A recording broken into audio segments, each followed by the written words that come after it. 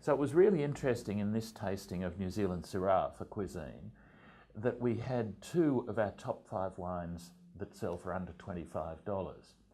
And they were both classics of a new emerging New Zealand style of Syrah, which makes a distinct contrast to the Australian Shiraz wines that we see just about everywhere in New Zealand these days and are immensely popular. These wines are fresher, brighter, livelier, I suppose, than the Australian equivalent, and I suppose you could say they've got more vibrancy to them in a way. Our top wine was Villa Maria Cellar Selection Syrah 2015. This wine sells for under $25.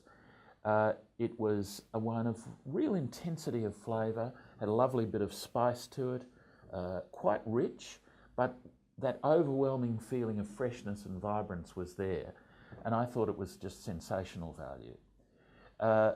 Another wine in the top range that was under $25 was Cooper's Creek Hawke's Bay Syrah 2013, and this was showed a bit more bottle development than the Villa Maria, but once again I think this wine sells for about $22, and it's really worth looking out for. It was a little more spicy, a little more herbal than the Villa Maria. The Villa Maria was a more polished wine, if you like, but they were both really wines that ought to be looked at.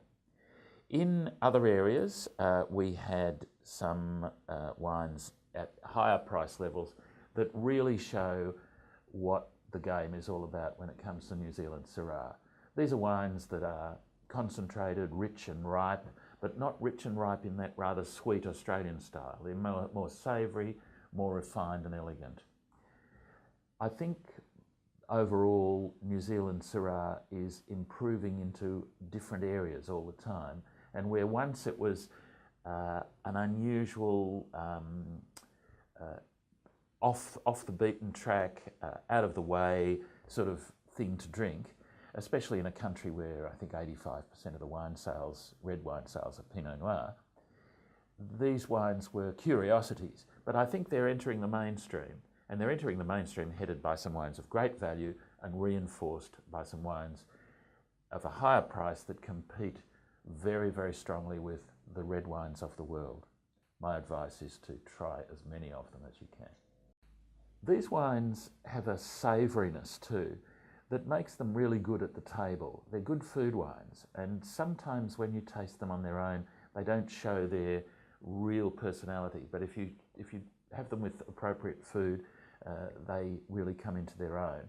And when I say appropriate food, I'm thinking of dishes that are perhaps not too heavy, but dishes that have a considerable richness and depth of flavour anyway.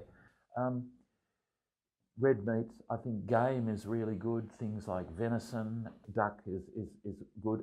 Most of the things that work pretty well with Pinot Noir would work with these wines too.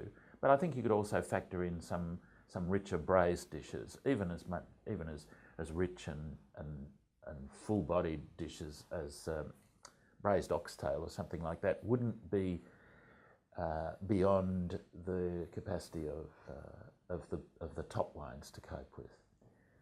So I think that they deserve food, just as most wine does, to look at its best.